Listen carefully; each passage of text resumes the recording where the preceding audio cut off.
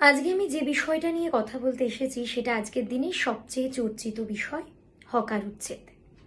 1989 section 144 এই act অনুযায়ী railway চত্বরের আশেপাশে কোনো হকার তার পসরা নিয়ে বসতে পারবে না, এমনকি ট্রেনেও তার পসরা নিয়ে উঠতে পারবে না। শুধু তাই নয়, যদি কোনো ভিখারিও রেলওয়ে স্টেশনের চত্বরে ভিক্ষা করতে বসে তাহলে সেটাও আইনত বেআইনি। কিন্তু ভাবতে হবে, আমাদের দেশের পরিপ্রেক্ষিত ভাবতে হবে। আমাদের দেশের 14% আরবান সিভিলাইজেশনের এমপ্লয়মেন্ট আসে কিন্তু এই হকারদেরকে কেন্দ্র করে। তাদের কিছু অংশ বসে থাকে স্ট্রিট ভেন্ডার হিসাবে, আর কিছু অংশ কিন্তু বসে থাকে রেলওয়ে হকার শ্রেণীকে কেন্দ্র করে। তাহলে আমরা কি চাইলেই শুধুমাত্র আইনের দোহাই দিয়ে এই হকার উচ্ছেদ করতে পারি? এর আগেও কিন্তু এই চেষ্টা বহুবার হয়েছে। তাহলে প্রথমেই ফিরে আসি 1960-এর দশকে। তখন ক্ষমতায় ছিল পশ্চিমবঙ্গে কংগ্রেস সরকার। তারা চেষ্টা করলো হকার উচ্ছেদ করতে, আর তখনও আন্দোলনে ঝাঁপিয়ে পড়েছিলেন তৎকালীন বাম সরকার। আর সেই আন্দোলনের প্রেক্ষিত থেকেই কিন্তু কংগ্রেস সরকারের ভিতটা নড়ে গেছিল, আর তারপর ক্ষমতায় এসেছিল বাম সরকার। কিন্তু তারা ক্ষমতায় এসেও কি হকারদের বিরুদ্ধে কোনো স্টেপ নেয়নি? 1996 সাল, সেই সময় একটি স্বেচ্ছাসেবী সংগঠন হাইকোর্টের দ্বারস্থ হয় এবং তারা জানায় যে তাদেরই সামনের একটি পোর্শন হকার জবরদখল করেছে এবং তারা তাদের কাজ করতে পারছে না।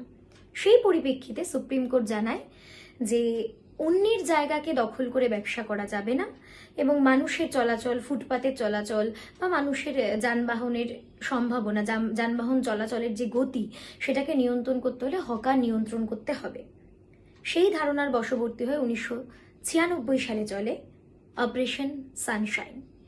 নিউ মার্কেট, হাতিবাগান, গড়িয়াহাট সহ বিভিন্ন এলাকায় হকারদের দোকানগুলো কিন্তু এভাবেই বুলডোজার দিয়ে গুড়িয়ে দেওয়া হয়েছিল। বলা হয়েছিল তাদেরকে পুনর্বাসন দিতে, কিন্তু আদৌ কি সবাই পুনর্বাসন পেয়েছিল? সরকারের পক্ষ থেকে কান্তি গাঙ্গুলি এবং সুভাষ চক্রবর্তী পরবর্তীতে জানান যে তারা পুনর্বাসনের চেষ্টা করেছে, কিন্তু কতটা পেয়েছিল সে সম্বন্ধে জানা নেই। সেই পরিপ্রেক্ষিতে কিন্তু বিরোধী দলের নেত্রী হিসাবে সেই সময় উঠে এসেছিলেন মমতা ব্যানার্জি, এবং এর পরিপ্রেক্ষিতে কিন্তু সরকার কিন্তু আবারও একটা বড় সড় ধাক্কা খেয়েছিল।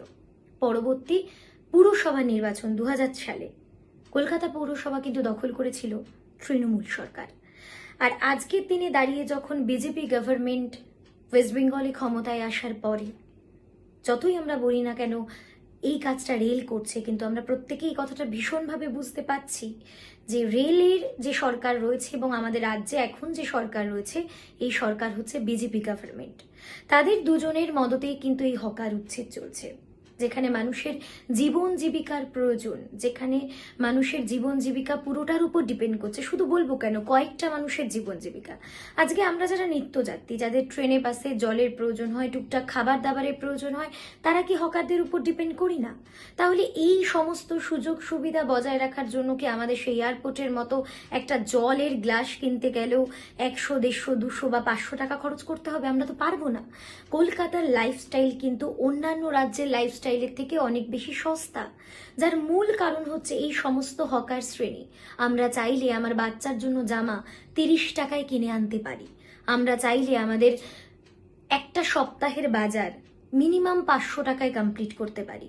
এই সব কিছুই কিন্তু বজায় হয়েছে শুধুমাত্র স্ট্রিট ভেন্ডার আছে বলে। আজও আমরা ফলের দোকানের ফল কিনতে গেলে ওই পাশে রেল লাইনের পাশে বসা হকারটার উপরই ভরসা করি। আমরা কিন্তু ঝা চকচকে মলে গিয়ে সেই লেবেল সাটানো আপেল কিনতে স্বচ্ছন্দ বোধ করি না। তাহলে আমাদের সাধারণ মানুষ, আমাদের কলকাতা কেন্দ্রিক, মফস্বল কেন্দ্রিক, গ্রাম কেন্দ্রিক বাংলার সাধারণ মানুষের জীবন জীবিকা, নিত্যদিনের খরচ এবং তাদের লাইফস্টাইল পুরোটাই কিন্তু জড়িয়ে আছে এই হকারদের জীবনের সাথে। তাই অনুরোধ করব, যে সরকার যতবার মানুষের জীবন জীবিকার উপর আঘাত এনেছে তাদেরকে কিন্তু মানুষ ছুঁড়ে ফেলে দিয়েছে।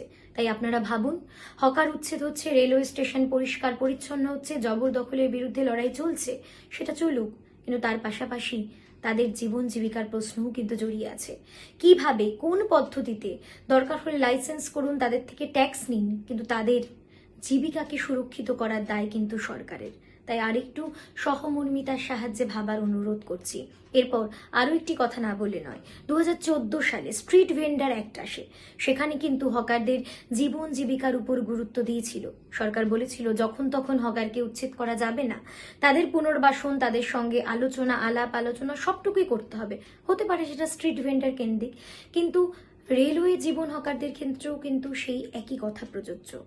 তাই অনুরোধ করব আমাদের নতুন সরকারের কাছে, মানুষের 15 বছরের দীর্ঘ যন্ত্রণার পর আপনারা এসেছেন। মানুষ না যত বেশি বিজেপিকে ভালোবেসে এনেছে, তার থেকে অনেক বেশি তৃণমূলের থেকে মুক্তি পেতে আপনাদেরকে এনেছে। তাই আপনারা আরেকটু সচেতন হন, আরেকটু মানবিক হন। যে মানুষগুলোর ভোট পান বা না পান, সেই মানুষগুলো কিন্তু আজকে আপনারই সরকারের একটা অংশ। তাই তাদের জীবন জীবিকা সুরক্ষিত করার দায়িত্ব আপনাদের।